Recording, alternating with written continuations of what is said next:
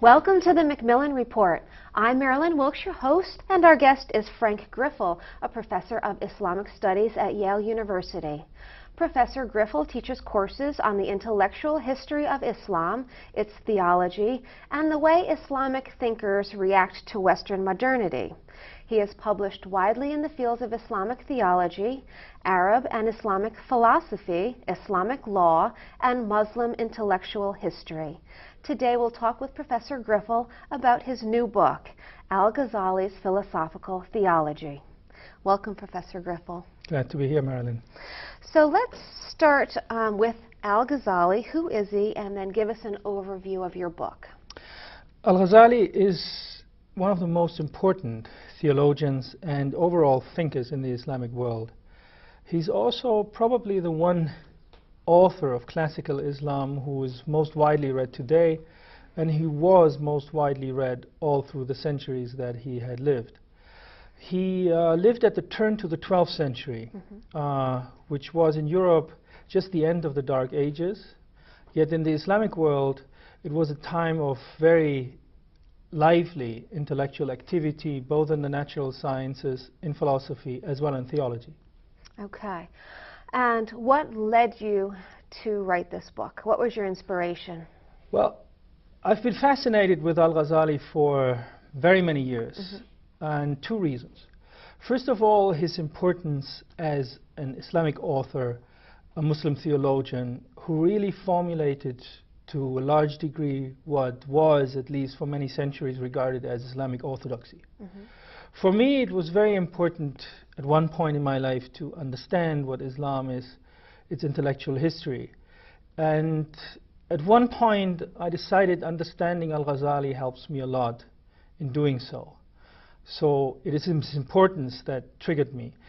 There was a second aspect that I was also very much interested in, which triggered mostly my interest in the book that I just wrote, and that was his position as, one might say, an angle point between what is the Aristotelian tradition in Islam, something that we call falsafa, philosophy in Islam, and Islamic theology. He has often been regarded as the thinker who somewhat fought Islamic philosophy or philosophy, Arabic philosophy within Islam, and defeated it. And from the very moment I started reading him, I thought that this is not entirely right. And I digged after this, and the fruit of it is the book that I just wrote. Okay. And let's talk a little bit about how you did your research. What was your methodology? Well, when you do intellectual history, you basically read books.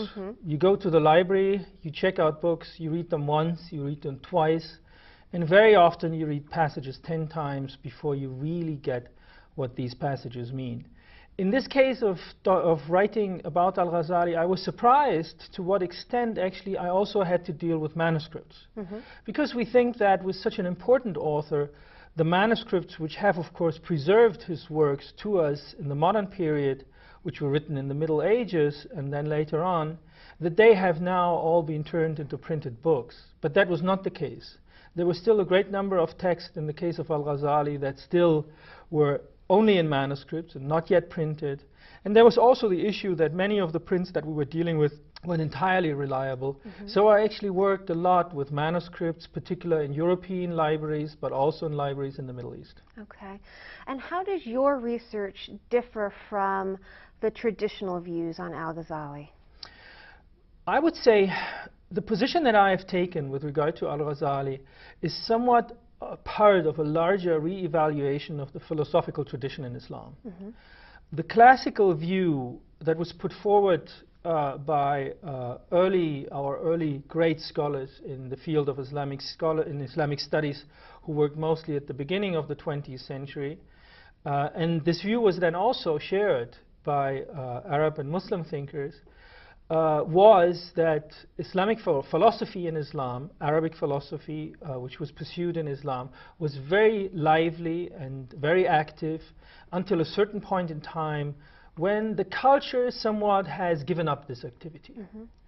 And the prejudice was that, in this case, an occupation more with religious literature, particularly with the Quran, actually has replaced the rationalist inquiry of the philosophers.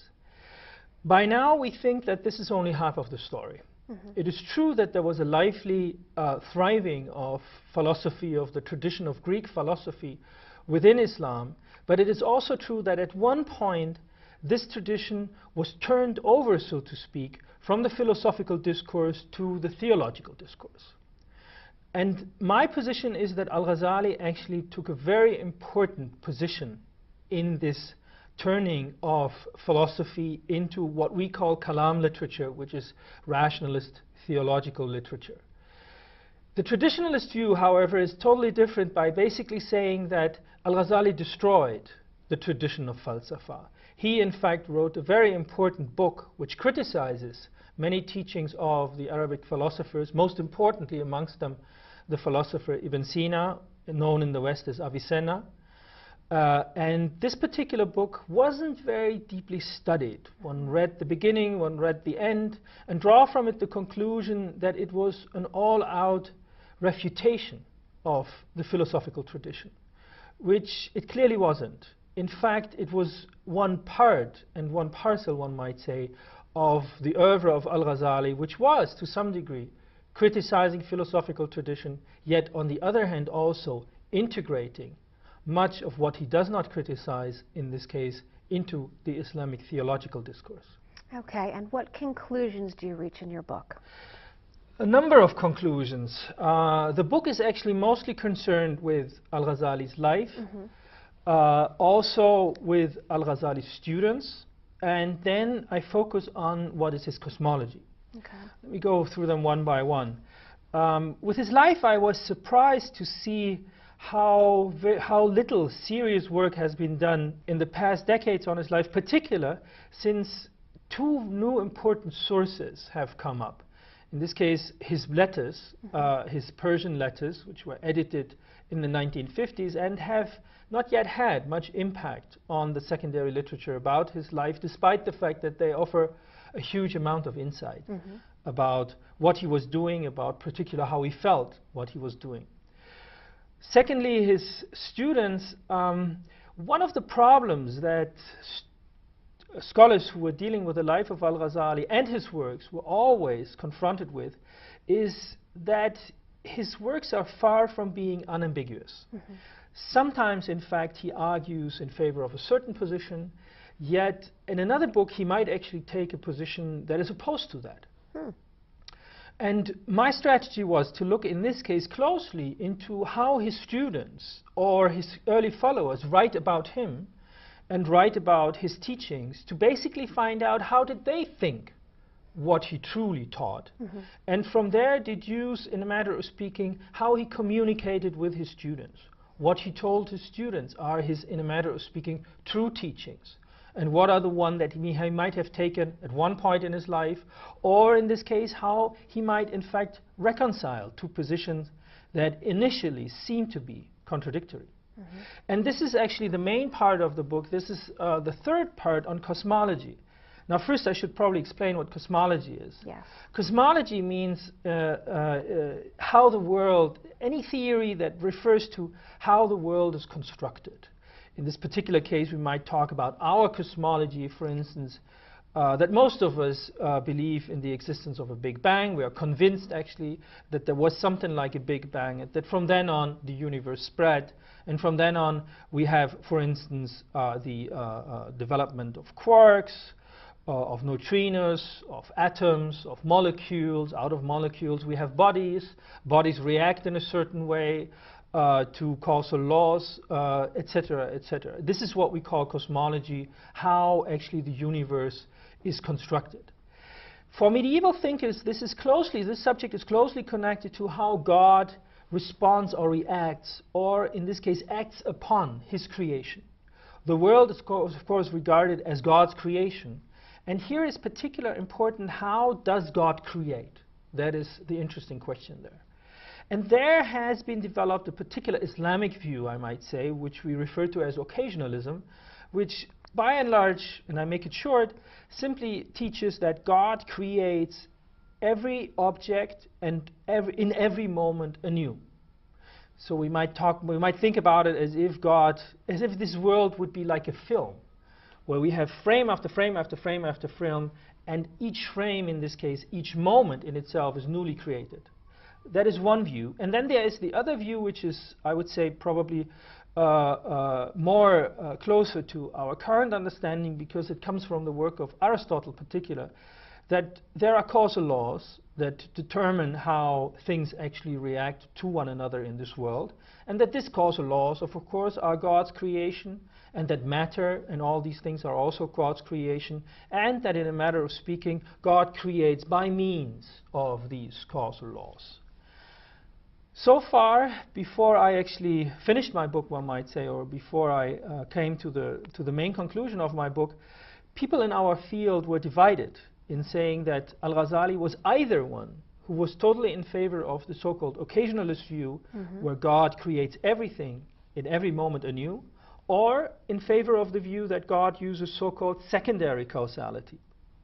God employs causal chains of effects and of causes and effects in order to achieve the goals that he actually wants to achieve, in this case, aims to achieve. What I came to conclude is that Al-Ghazali in this case held both views. He thought that these two views, although they seemed to be contradictory, for him they were not. They would express the same kind of cosmology. For him, it was most important to acknowledge that God is the creator of everything in this world, be it either in the way that he creates everything in every moment anew, or be it on the other hand as the starting point of all the causal chains that we actually do see unfolding in this world. Okay. And lastly, what was the most surprising thing you found in doing research for your book? Well, two things, I think. First of all, when I looked into his life, in particular when I looked into his letters and what he writes about his own life, I found out that he was actually born at a date different from what we currently have in all our dictionaries and in all our encyclopedias about him. That, of course, is only a small matter. The other thing that fascinated me is that Al-Ghazali thought about sciences in a very, very modern way. And that was certainly even a surprise to me, but it was probably more a surprise to other people who always thought that Al-Ghazali was one of the people who had destroyed the sciences in Islam. I think nothing is further from the truth. In fact, he is someone who supported the sciences, who wanted to find a cosmology that actually leads to, first of all, acknowledging God as the creator of the world, but also in helping scientists to pursue the sciences. So in a nutshell, one might say he thought in his cosmology, of course, which did not have the Big Bang, but if we would translate his cosmology to the Big Bang as God as the creator of the Big Bang. God created the Big Bang, and from that moment on, all the causes and effects that have unfolded since then with necessity are mediated God's creation. In this case, God deliberately chose, one might say, how to create the Big Bang, and everything that has happened since then is, in this case, a causal effect of this one event that God actually put into this world, which I thought was a very fitting way for a theologian to think about this universe. Very good. Thank you very much for being here with us today and sharing some of your research. My pleasure. For more information about Professor Griffel and his work, please visit our website at yale.edu/Macmillan Report. Be sure to join us again for another episode of the Macmillan Report, made possible through funding from the Whitney and Betty Macmillan Center for International and Area Studies at Yale.